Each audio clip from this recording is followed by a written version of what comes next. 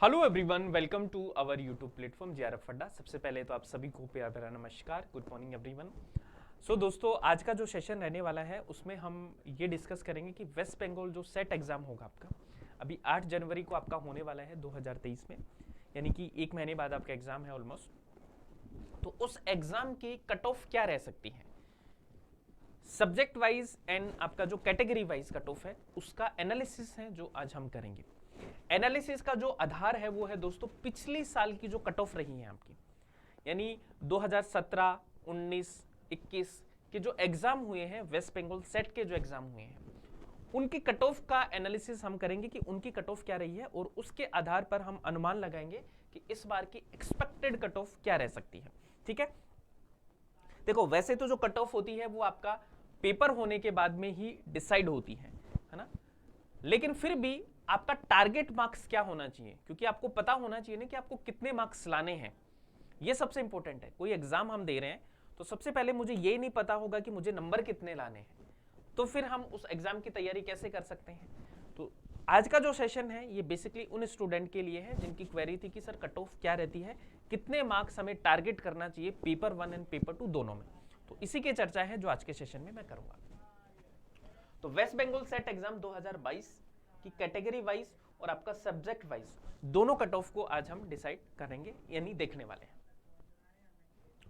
ठीक है, waste Bengal set exam है जो दोस्तों आपका जनवरी 8, 2023 को आपका ऑलरेडी शेड्यूल है, ये एग्जाम आपका होने वाला है और इसका जो सिलेबस है ऑलमोस्ट आपका नेट का सिलेबस ही होता है। ठीक है, तो एक सेशन मैं और लेने वाला हूं आपका जिसमें मैं आपको स्ट्रेटेजी बताऊंगा कि सेट एग्जाम को लास्ट 30 डेज की स्ट्रेटेजी है वो क्या होनी चाहिए, तो उसको भी आपको जरूर देखना है। स्टार्ट करने से पहले आपको बता देता हूं, अगर आप सेट एग्जाम के लिए तैयारी करना चाहते हैं और टेस्ट सीरीज ज्वाइन करना चाहते हैं दोस्तों, तो आप हमारी टेस्ट सीरीज है इनको ज्वाइन कर सकते हैं।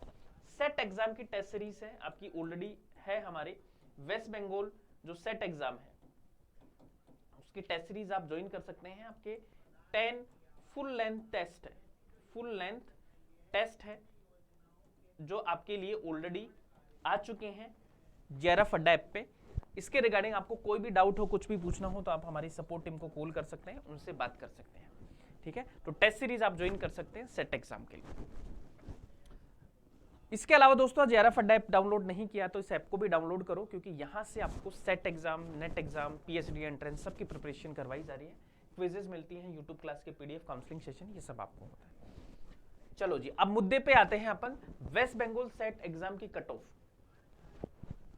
2021 की कट ऑफ को मैं आपको दिखाने वाला हूं कि 2021 में आपकी क्या कट ऑफ रही थी, subject wise and category wise cut off क्या रही थी। तो गाइस बात करें, यहां पे आप देखेंगे, सबसे पहले तो मैं आपको बता देता हूं कि आपके पासिंग मार्क्स क्या है। पासिंग मार्क्स क्या है, यानी कि क्वालिफाई क्राइटेरिया क्या है आपका, क्वालिफाई कब होगा।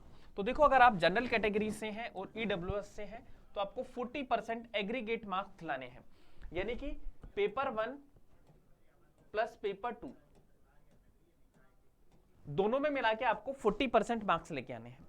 अगर ओबीसी, एससी और एसटी की कैंडिडेट हैं तो आपको 35% मार्क्स लेके आने हैं। तो ये तो क्या है, आपके पासिंग मार्क्स हैं, क्वालिफाइंग क्राइटेरिया। लेकिन सिलेक्शन इतने मार्क्स से नहीं होगा, तो सिलेक्शन के लिए कितने मार्क्स चाहिए वो एक बार देख लेते हैं। तो देखो, ये आपके सब्जेक्ट्स हैं, ये आपका जनरल कैटेगरी का कट ऑफ है, ये आपका ईडब्ल्यूएस का है, ये ओबीसी का है, ये ओबीसी ए और बी कैटेगरी होती है, आपका क्रिमिनल और नॉन क्रिमिनल, ये एससी और ये आपका एसटी। तो मैं मेन सब्जेक्ट की बात करूं तो देखो, इंग्लिश की कट ऑफ की मैं बात करूं तो जनरल कैटेगरी की जो कट ऑफ गई थी वो 54.67 और ईडब्ल्यूएस की थी 49, ओबीसी की थी 50.67, ओबीसी बी कैटेगरी में आते हैं उनकी 52, एससी में 48% और एसटी की थी 44.67%।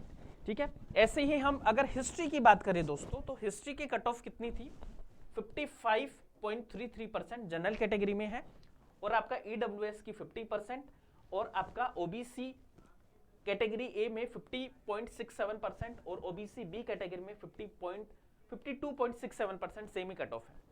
एससी की कट ऑफ थी 48.67% और आपकी एसटी जो कट ऑफ है वो है 44%। ये आपकी हिस्ट्री की कट ऑफ थी। ऐसे ही आप कॉमर्स की देख सकते हैं, ऐसे ही आप इकोनॉमिक्स की देख सकते हैं। ठीक है, ये थी आपकी 2021 की कट ऑफ है, आपकी 2021 की WB सेट यानी वेस्ट बंगाल सेट की क्या है ये कट ऑफ।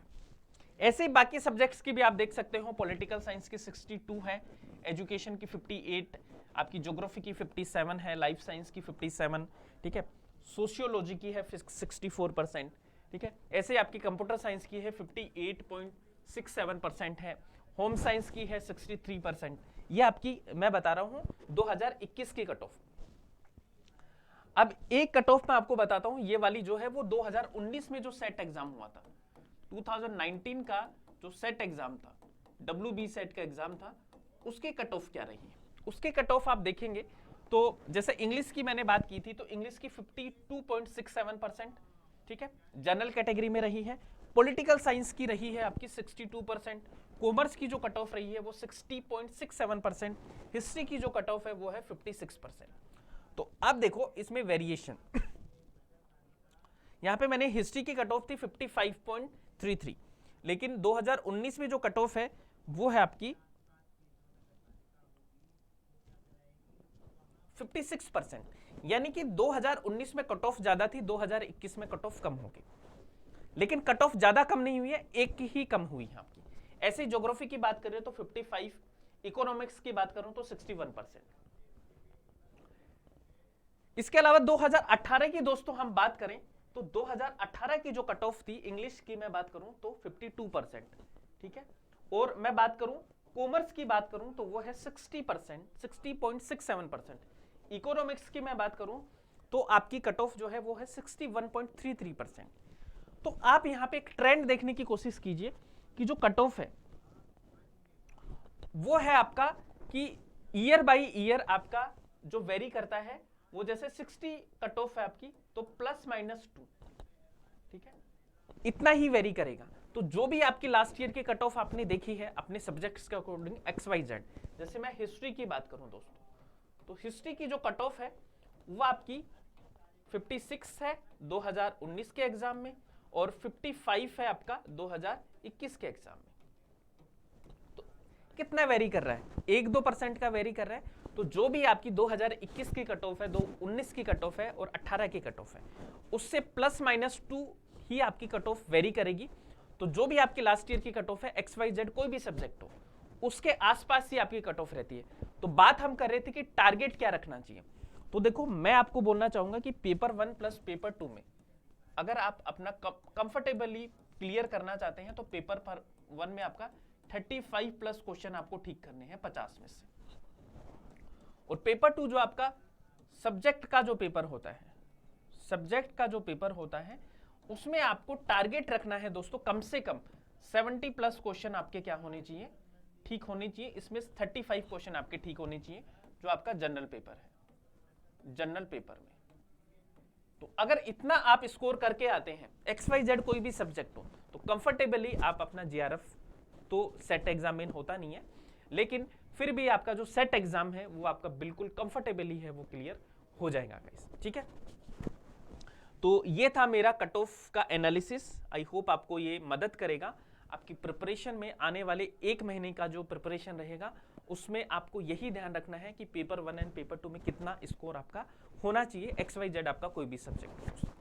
आई होप ये सेशन पसंद आया होगा। इस चैनल को आप सब्सक्राइब कर लो दोस्तों, क्योंकि यहाँ पे आपकी होने वाली है नेट सेट, PhD एंट्रेंस, इनकी dedicated preparation on the regular basis. Next session आएगा आपका जिसमें मैं आपको बताऊंगा कि आपको 30 डेज में कैसे आपको तैयार करना है अपने आप को, ठीक है।